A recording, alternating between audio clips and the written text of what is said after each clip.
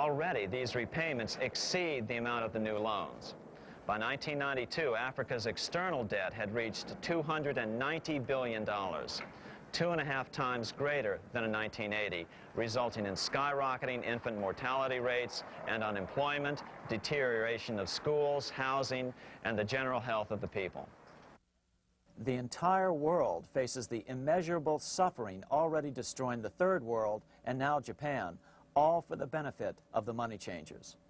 As one prominent Brazilian politician put it, "The Third World War has already started. It is a silent war, not for that reason any less sinister. The war is tearing down Brazil, Latin America, and practically all the Third World. Instead of soldiers dying, there are children. It is a war over the Third World debt, one which has as its main weapon interest, a weapon more deadly than the atom bomb, more shattering than a laser beam."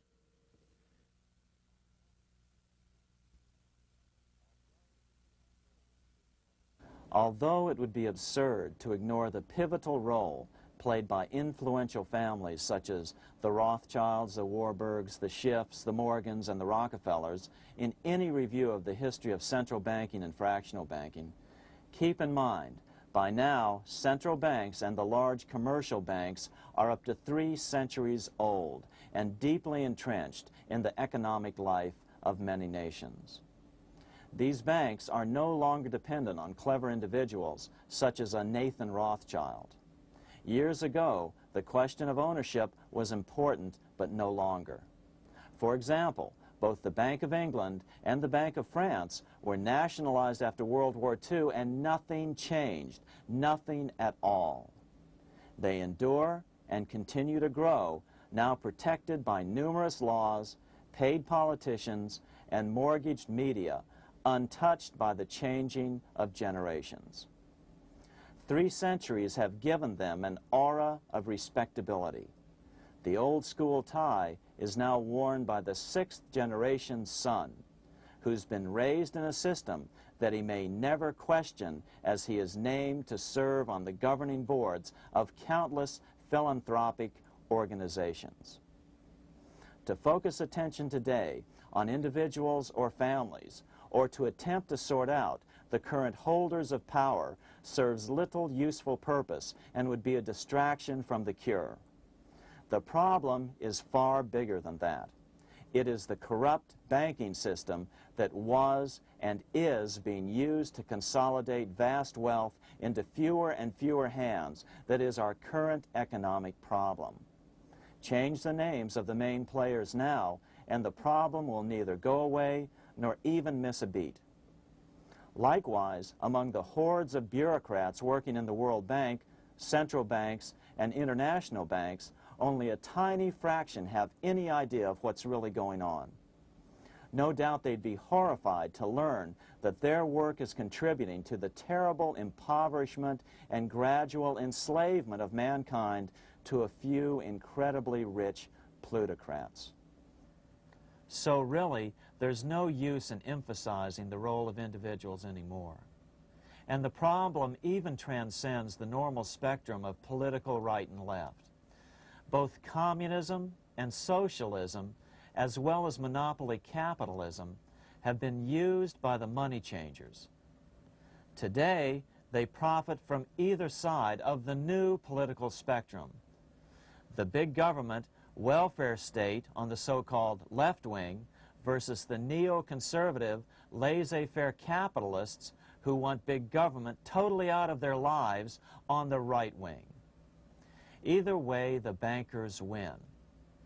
Monetary reform is the most important political issue facing this nation.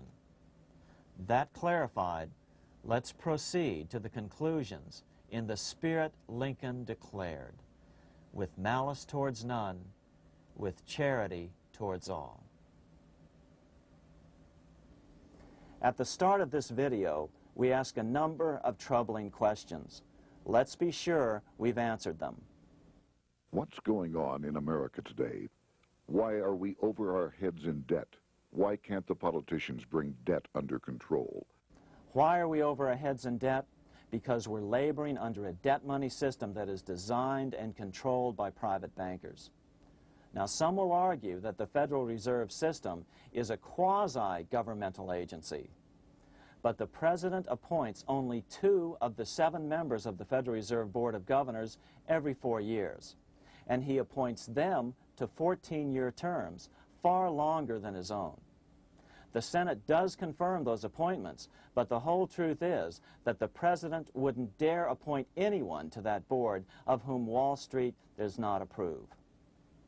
Of course, this does not preclude the possibility that some honorable men may be appointed to the Board of Governors. But the fact is that the Fed is specifically designed to operate independently of our government, as are nearly all other central banks.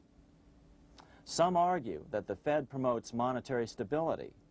We saw the current head of the Bank of England, Eddie George, claim that this was the most important role of a central bank.